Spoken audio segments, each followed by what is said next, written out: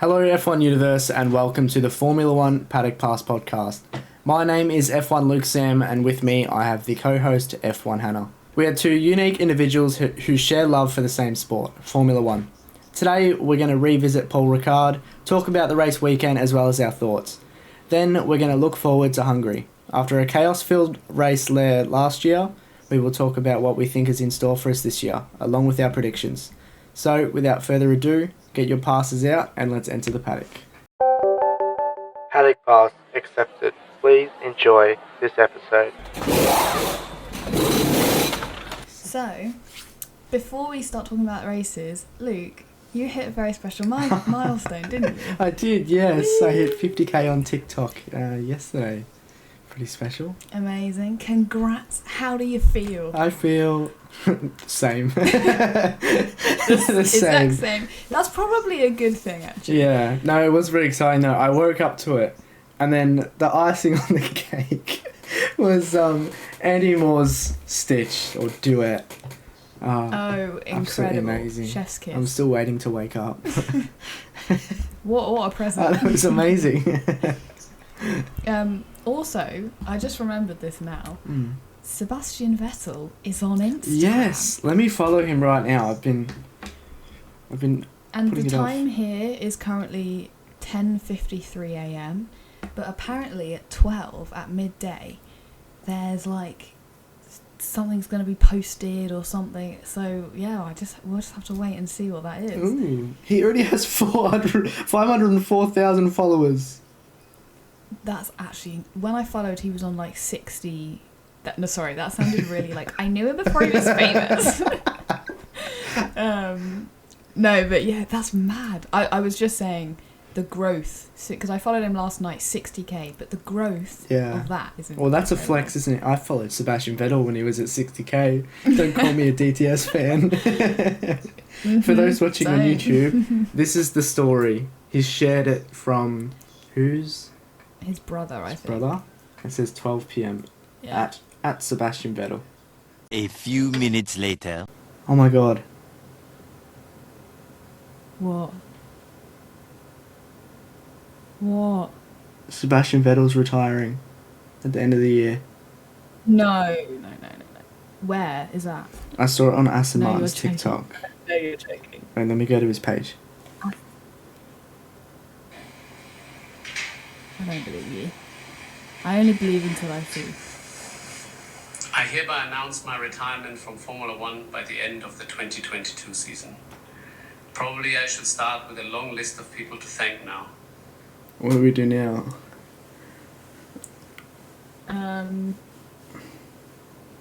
That was mid-recording session as well. Right? That's right, we found out mid-recording session. This is post F1 Luke Sam here.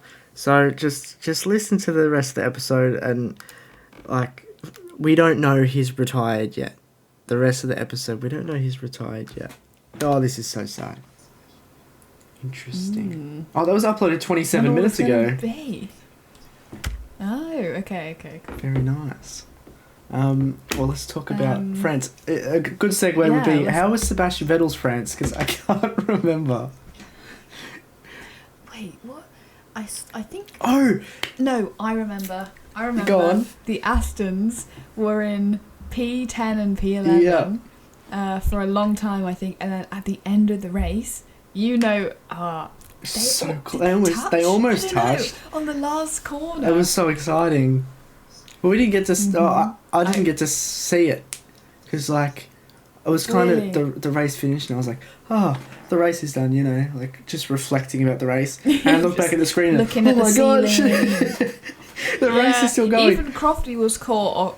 I feel like even Crofty was caught off guard because he was like talking about Max's winning, and then he was like, "Oh, how many Astons did they touch?" It was like, "Wow." He clocked off. Yeah, I know. I was like, Vettel really wanted that point. Yeah, power to him for trying though. Lance said after the race his tyres were gone, which was common among the drivers, but was it? But if you think about it, P10 and P11 for Astons is a really good result. Incredible. So that's good. Yeah. The French Grand Prix in general was pretty crazy though, wasn't it? Yeah. Well, yeah, I feel like the the start was okay, and then it was like kind of single file, and then Leclerc crashed, Yeah. and then the safety car restart was cool, and then up until like lap 43 out of 53, it was kind of like, do something. Yeah, I need something exciting to happen. Yeah. Yeah. When Leclerc crashed, I was like, okay, I feel like this is what's going to get the ball rolling a bit with the exciting race situations, but I guess it depends how you look at it, because I thought it was a pretty, I'm not going to say boring, but like there's obviously been more exciting races, but I really love strategy battles, and that's what France is, and I love that part. And then you also look at the drama in the championship, and then you look at the drama at Ferrari. Oh my god, there's so much to read into. Yeah, we had a couple drivers get penalties. We had Ocon at the start for having contact with Yuki Tsunoda, kind of pushing him off the track. I can't really remember it. I think Ocon was in the inside. Yeah, Ocon went over the curb. And then caused Yuki to spin. And Yuki had a really good qualifying as well, so that was sad. It was very, very sad. Yeah, definitely. And he ended up retiring, didn't he? Yeah. Yeah, unfortunate. Which is a shame. We also had Sainz with a penalty. Yes! I could see that coming from a mile away. When I was watching, when he wouldn't go, I was like, oh, there's a Williams. Oh, there's a Williams. Oh, there's a Williams. And then lucky not to have crashed. And also Ferrari radio telling him that it was a stop and go when it was a time. Yeah. Penalty. Does that... What's the difference between the two? Because if they say you can serve it as either, yeah? I think... So I think if it's a time penalty, you can choose... This might be completely wrong, by the way, but from what I know, if you have a time penalty, you can choose to use that at the end of the race or during the race, during a pit stop. Mm-hmm. But I think sometimes you only get a stop and go. Okay. So I think when you get a stop and go, you can't choose, and you have to come in within 3 laps, I believe. But if you have a time penalty, you can choose when to do it. That's might cool. be wrong. Because when I heard him... I think that's when I heard him have a bit of a go, I was like, did they just give away his strategy? Like, did they just tell everyone that he's going to box again? Yeah. And I think Ferrari knew he was going to, so they called it a stop-go. Yes. Yeah. That's actually a really good point. Instead of just getting it completely wrong, it would make sense if they accidentally said it on the radio. They leaked it. Was there any more penalties? That was it. Not that I remember. And then when they eventually did call Sainz into box, it was mid-battle with Perez. Are they not watching the race? I know, it's exactly what Crofty said. Are they not watching the action? It's like, how can you... Oh, I don't know. Yeah. Not now. It confuses me sometimes, because even when Ricciardo crashed in Monaco, they said, is the car alright? Because they lost data. And he was like, well, I'm okay. And they were like, oh, you crashed. Damn it. But like, do they not watch the race? Is that not in their budget? Like, does the pit wall not have Sky Sports? maybe they pressed the red button. They were watching Leclerc the wall. Yeah, it must have been. Team radio was very, very sad though. Oh, don't. Yeah, it was awful. I kind of had the giggles when I saw it. I was like the accident. I was like, oh my god, he's crashed to get out of the lead again. And then I heard the team radio, and I was like, oh, I could cry. And what made it worse was I think you posted the aftermath, like the videos of Leclerc. Yes. I never saw that until I saw your video, and honestly, I was like, oh my goodness, this is so sad. Yeah, this is because really it came up on sad. my For You page, and I was like, if I have to see this, everyone has to see this. I'm not going through this alone. And those that haven't seen it, check it out. But it's pretty much him. He gets out of the car, and then he's just like inconsolable, going away from the car, and then he jumps on a seat near the marshal post, and he's like heads in his hands, and he takes his helmet off, and then he sits on the ground. But power to the marshal for like patting him on the back and helping him out, making sure he's alright. That's a scary job, Not only marshalling is scary to begin with, but consoling a driver after they've crashed is like That's a whole nother Don't get level. angry at me. I'm just trying to It's probably help. got like a week's worth of training in its own. Yeah. But then when I saw him get back to the paddock, he had his helmet on, right? So Right. He must have put it back on. oh, I guess he got on a moped. Maybe he didn't want pictures. True. I remember he took it off. Maybe he had to put it on to get back on the moped. I don't know. I don't know. I think if it wasn't to get on the moped, he was hiding. Because I've heard lots of drivers say when they crash, they keep their helmet on just to keep it like a bit of a barrier, which is Yeah, that's fair enough. understandable. Let's go back to qualifying. Yeah. Ferrari's toe. Carlos Sainz towing Yeah. Leclerc. That's smart, right? Because Yeah, Sainz is so always saying I that. remember quali, but not very well. So I don't actually remember seeing that. Really? But no, I was out when I watched it, and you know when you're out somewhere, you can't fully. The commentary was on, but it was like on the speakers in the background, and I wasn't fully invested in it. So I knew there was some sort of towing going on, but I didn't know it was Ferrari. So you got to let me know what happened there. So pretty much, Sainz gave Leclerc a tow on their first Q3 lap, and the lap wasn't good. So it still put him on pole, but it wouldn't have been fast enough for the end of the session. So Ferrari just went out and gave Leclerc another tow, and Red Bull did nothing about it. Like what could you do about that? Oh. You could try and send your drivers out And also, in between them. I'm guessing Sainz at that point knew he was starting at the back. Yeah. So he would have been fine to give Leclerc the tow. I was really confused while watching quali because I didn't know why Sainz didn't do another lap. But it all makes sense in hindsight. But yeah, I was confused about that. But that makes sense, not doing another lap because why, and helping Leclerc get pole. Did he get pole? He did get Yeah, pole. he did. Yeah. He put in a pretty good lap. Quali is like, But- I don't even know what happened. To be fair, Max gave it a really good crack. He was quite close. Yeah. I wonder what the gap was. Hang on, I have to get the gap up now. But yeah, while we wait, let's talk about Pierre Gasly as well. He's really struggled this year, and he was knocked out again in Q1. Yes, that is quite a shocking thing because I feel like AlphaTauri aren't the best this year, but I don't remember him being knocked out in Q1 for a long time. Definitely not a usual thing for him. Obviously, we had high hopes for him, home race and everything. Didn't work out in quali. Did he gain some positions in the race, or did he stay around the same? He finished. Ooh. Oh wait, did I go past him? Where? Oh, 12th, P12. Okay, so he gained a few. And he was only 2.5 seconds from points. Oh wow! Okay, that's really good. Yeah, That's good. good on him. In terms of Good on you. in terms of qualifying, the gap was 0.2. 2.5 tenths. And Okay, wow. Leclerc got a tow, so that just shows you how powerful the Red Bull is, I guess. Yeah. Or how not powerful the toe is. That is true. That is true. So it's No, it's definitely the first one. let's move on to the race then. Obviously Max taking the dub, a double Mercedes podium. Yes. Let's go. So gassed about that. It was awesome. No, I don't know what the championship standings are like. I'm pretty sure it's still Max first, Leclerc second, right?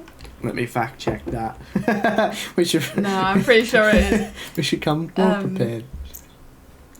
I know, I'm starting to not mind. I know, everything we say is like, okay, one Is second, let me it? quickly type this up. And then, Yeah, Verstappen 233, Leclerc 170, Perez 163, Sainz wow, 144. so there's a big gap. Sainz I was just gonna 144, say, Russell I don't 143. mind.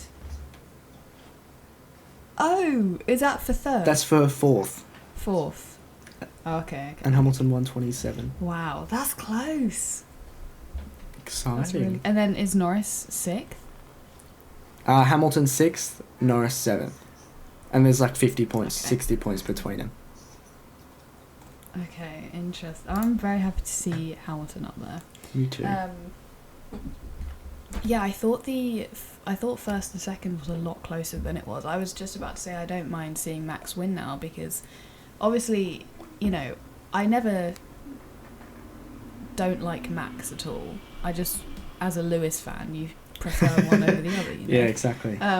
But now it's like I don't mind who wins because it makes the championship close. But obviously, I don't want anyone to run away with it. But yeah, I didn't mind. I'm starting to become immune to seeing Max win now. I don't mind it. Bring Me it too. on. Well, I guess it's a very big difference between this year and last year. Last year, no, Max won. Yeah. Oh my god, it's the end of the world. Yeah, exactly. And now that Lewis isn't in contention for wins as such, yeah, it's alright. It's Max alright. I'll let you have it. Yeah, and yeah, I don't mind who wins anymore. But of course, I want it to be close. So, I mean, we'll talk about predictions later, but that might give you an idea about what my prediction is for Hungary this For weekend. Hungary. I'll tell you my favourite part about this weekend. Sorry, the weekend that just passed. The team radios. Oh, I saw your video about So it. good. Your new little series, you chatting in bed. Oh, dude. Love it.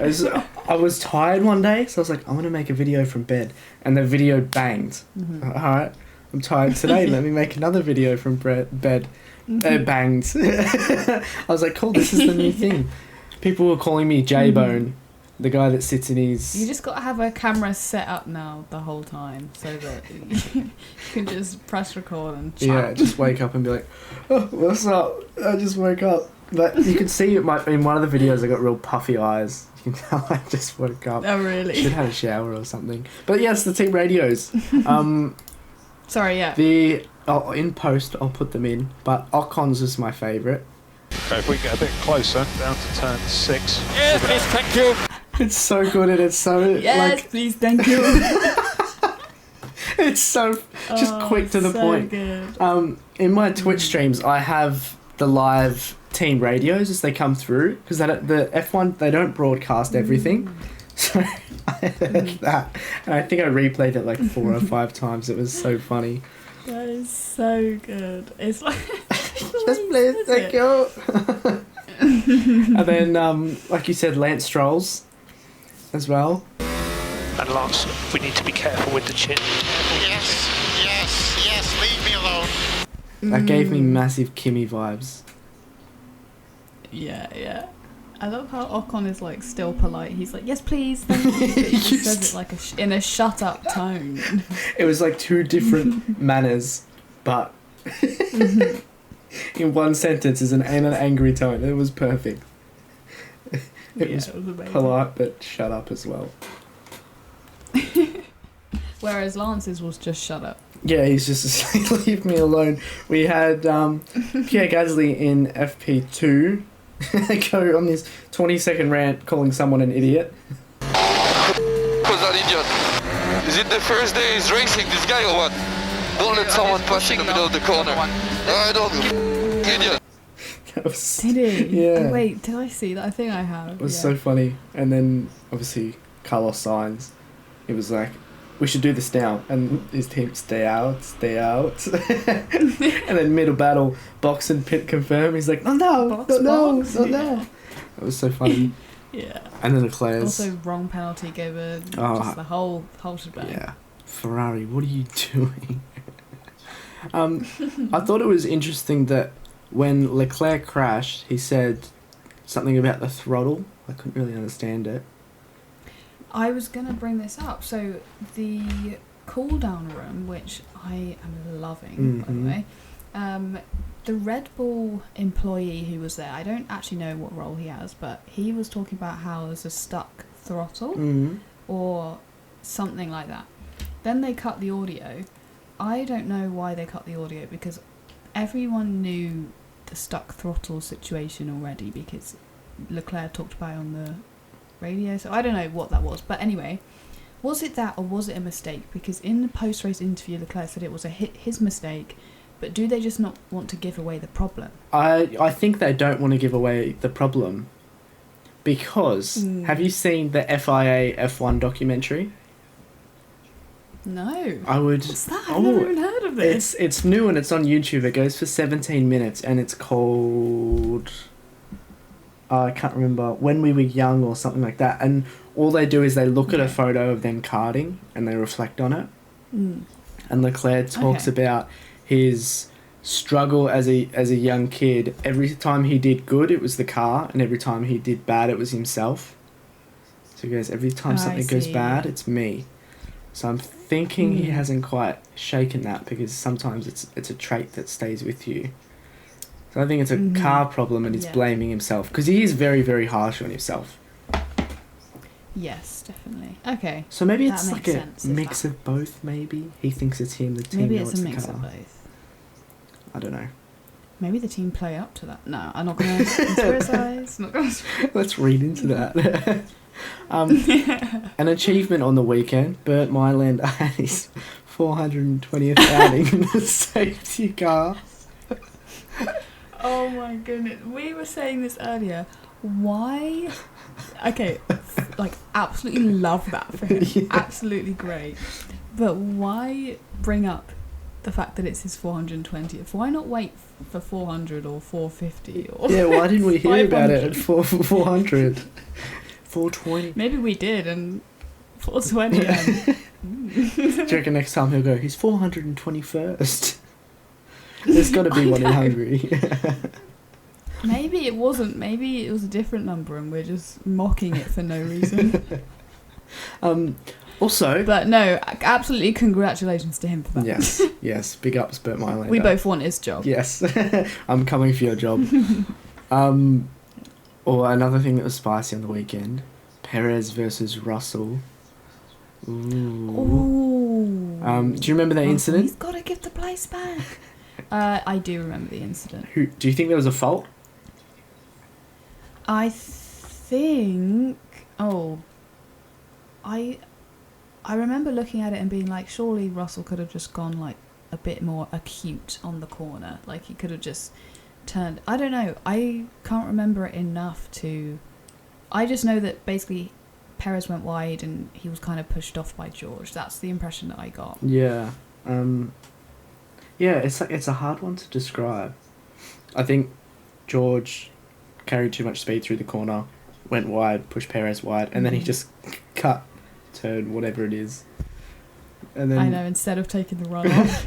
And I love hearing Russell complain. It's just something about it. It's so like British. And then even after the race, like, oh, how are you feeling? He's like, I'm knackered. George Russell, the type of guy to George the type of guy to say. and then describe himself as knackered.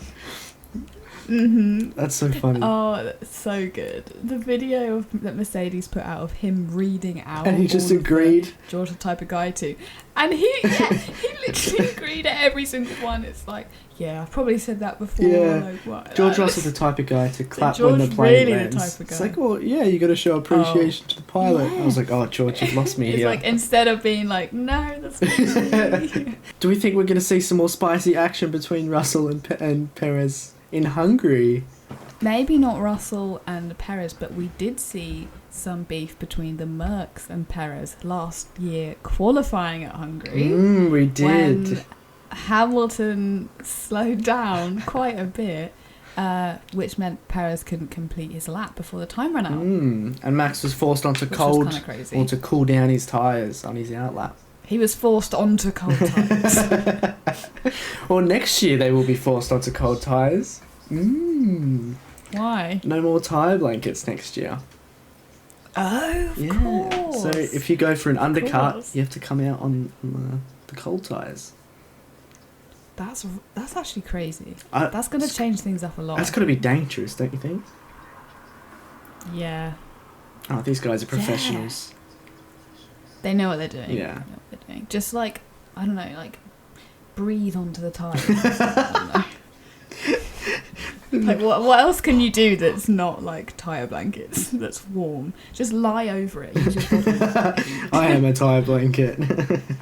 It'll be interesting though.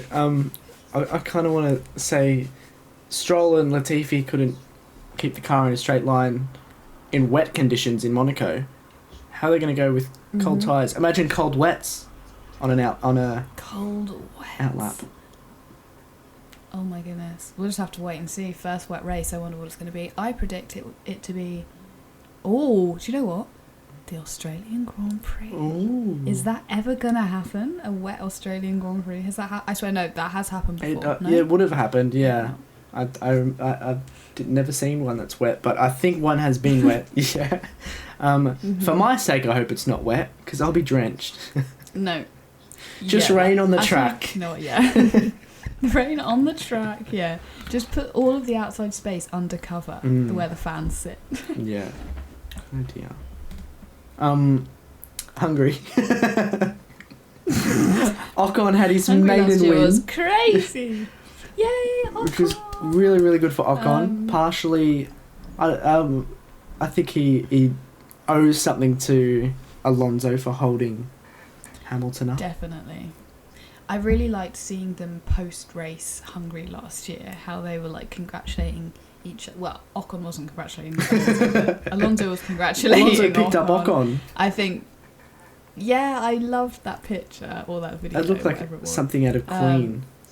He's been lifted and his arms up and he's so like, good. Yes! And yeah, it was nice that Ocon could appreciate the win, but also appreciate that Alonso played a big part into it. Yeah. As well as Bottas. I wish Ocon thanked Bottas as well, because without Bottas that wouldn't have happened. I think the mayhem was caused from a fully dry weekend up until the race, and then it pissed down with rain and it took all the grip off the track. No one had raced in the rain that weekend, and then into turn one they kind of just had to guess where they were meant to brake and where everyone else was going to brake. And clearly Bottas is the last of the late breakers, because he went into the back of... who did he go into the back of? He went into the back of Norris. Norris got an excellent start, and I think he even started completely behind Bottas and went to the side of him and overtook him before turn one. Wow. And Bottas just... He didn't like that. No, I'm sure, obviously he didn't do it on purpose, but he just didn't calculate his braking correctly, or he did and forgot it was raining or whatever. Yeah. And then Stroll had a moment as well, didn't he? Into turn one. Stroll did. Did he... Cut the curb? I don't remember exactly if it was him, but I just remember, seeing a car cut the curb and go straight into the side of another car, which then spun that car, and Yeah. it was a whole thing, wasn't it? It was, and like we were saying last week, power to Crofty for being able to commentate that, because I would have just been so difficult. I would, but also knowing which car is... Obviously it's a skill, and as a commentator you have to, just like a football commentator has to know the names of all the players. I feel like in F1 it's slightly harder, because you have two cars of the same team. Sometimes you can't see the numbers and you have to go off helmet colour, slight differences in the car. I don't understand how he manages to quickly know. Do you reckon he goes home and does, Quizlets, where it's like, you see it and you have to go, Ocon, next card. Lewis, next card. It's like heads up, but the person is like, yellow helmet, and he's like, Lewis. Oh my god. I want to play that game with Crofty. Like in Hungary, oh, that'd be so good. But when that whole crash was happening in Hungary last year, how did he know if it was me, I would have been like, and Norris is... No, Daniel... no, Bottas... And they're all out. Oh, wait, no, it's just like four of them.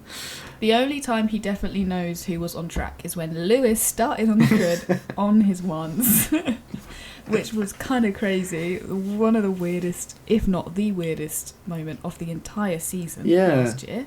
Maybe, do you reckon... What's the chances that we get another one like that? That'd be so funny. This year. It's just Lewis Hamilton on the grid again. That would be so funny. The amount of memes that came out of that race was so good. It was like two sides to the meme. One was everyone who's better than Lewis Hamilton, and then everyone who's survived wheel to wheel with Hamilton, or something like that. Yeah. Oh. We had the bowling pins at the start with Bottas. Yeah. Put the wee strike over the top. Nice strike. Oh, love that. In terms of this year, a little stab in the dark, like a guess, I guess. I think it should suit Ferrari because Red Bull's strong on the straights, right? Mm-hmm. Hungary only has I'll say 1.5 straights. You got the start finish Minimal. straight, and then after turn 1, it's a DRS zone, but it's pretty small. Yeah. Yeah. I'd love to see. Do you have predictions? Yes, I do, and What would you love to see? I cut you off there. I'd like to see Alonso defend like a lion again. That was so fun to watch.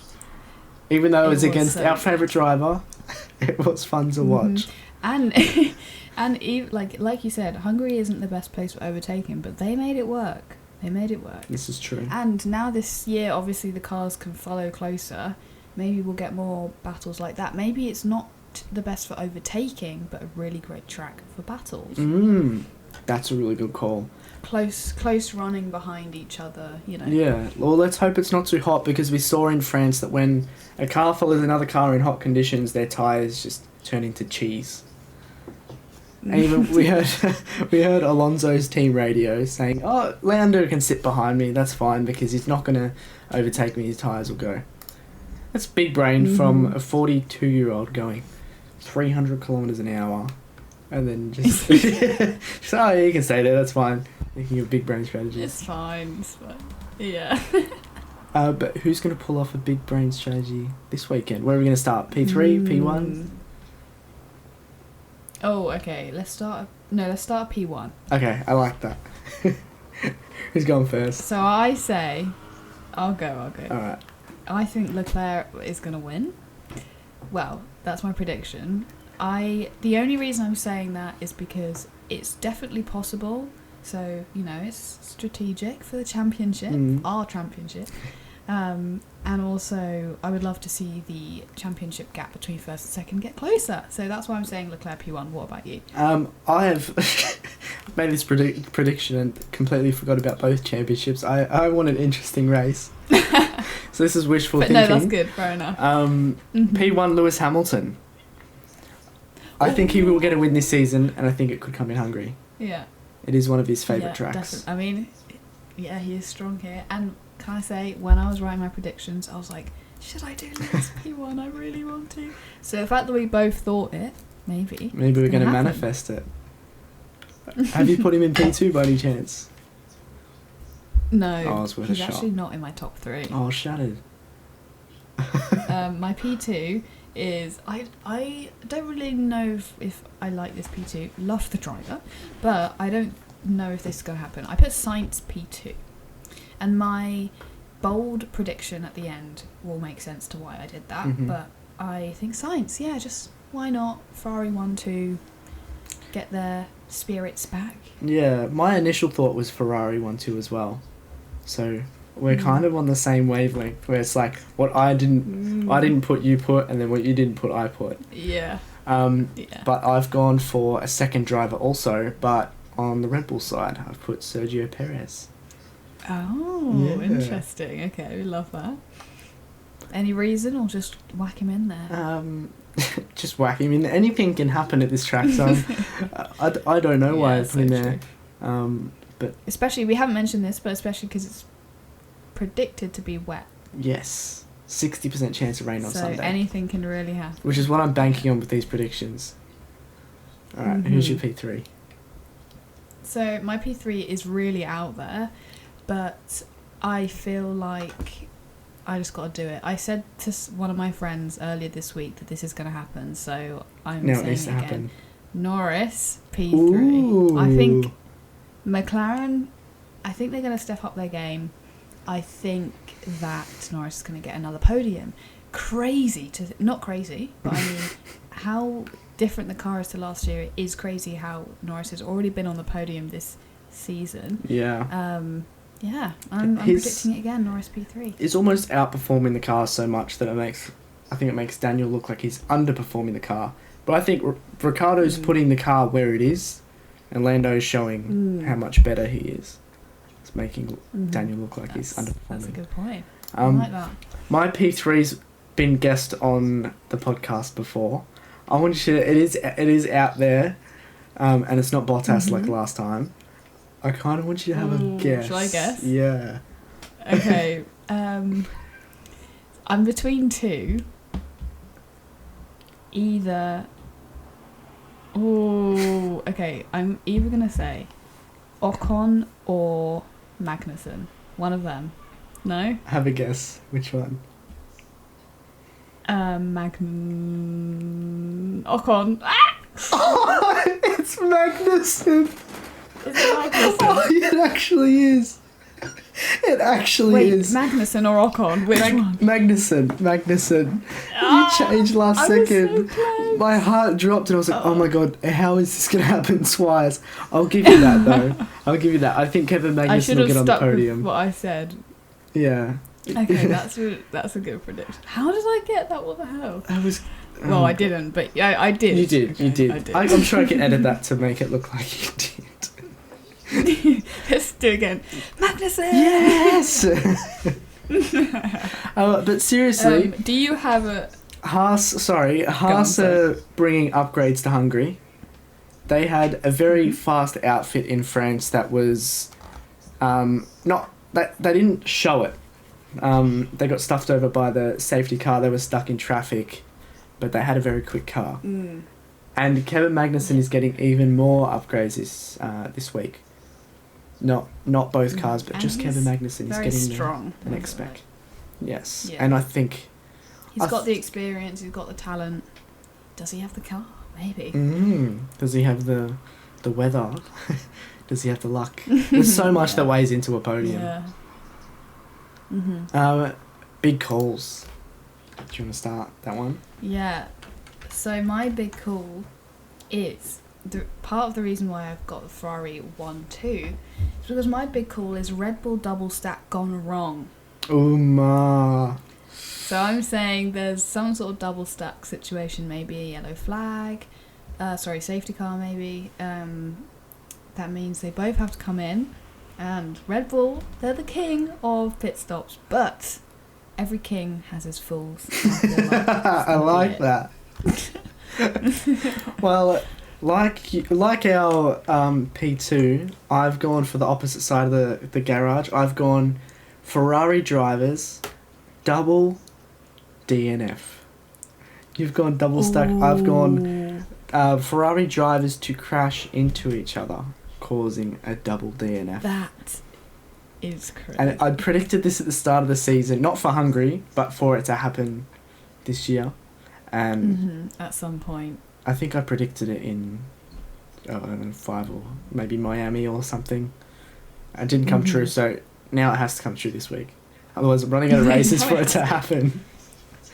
What a horrible couple of weekends for Ferrari, though, if that does happen. Oh. I'm like, the reason I put them 1-2 is because, like, gotta get back on a high. Double DNF. And that would be good for our championship as well, for me. Seeing a Ferrari Yeah, double it would. DNF. It would. How many points am I behind? Like 20, 25? I don't know, but it's a lot. You're so modest, I love it. I think that's all we've got to speak about. Unless you have anything else to add? Nothing about the race, but on Sunday I'm going to the Formula E in London. Ooh, that's exciting. So that'll be fun. I'm really excited. Never been to Formula E before. But yeah, I can't wait. It's going to be good. Make sure you take lots of videos and pictures for us. I will. I'm like, what kind of TikToks can I do? Have you ever watched Formula E? Yes, I have. It just sounds so strange to me. It sounds like a vacuum It does and the sound tyres really strange. screeching. I really... yeah, I want to know what it would be like in real life. And also, the place where they have the London E-Prix is in the XL Centre, and part of it's indoors, and the XL Centre is like this big, massive, like, imagine a sports hall, but just massive, right? That's basically where it is. I'm sure it's going to echo, you know, like when you used to do like PE in school, and your shoes would like squeak on the floor. I feel like it's going to sound like that. I feel like it's going to It'll sound like an NBA but, game without the crowd. yeah, Exactly. But do you know what? I'm here for it, and I can't wait. I'm excited. I hope you have the Although, best time. Gonna probably miss the race, but actually, I don't. Yeah, that's the only negative. Just but it's split alright. screen it. Phone here. Yeah, I might have to. I forgot one thing as well. Obviously, I'm going to the Singapore Grand Prix this year. Did you see what support race was announced for it today? No. W Series. Is it? Yes, I'm actually really excited to watch that. I don't have a That's way of so watching it good. in Australia. Because KO's Oh, got really? F1, 2 and Okay. 3, but not W Series, unfortunately. W Series is amazing to watch in person and on the TV.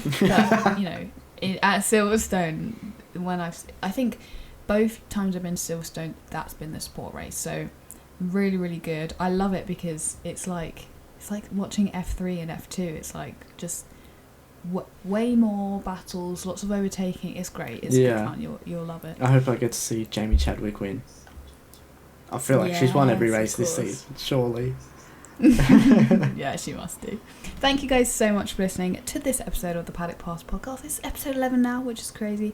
Thank you for listening. All of our social medias are the Paddock Pass podcast on TikTok, Patreon, Spotify, everything. Check us out.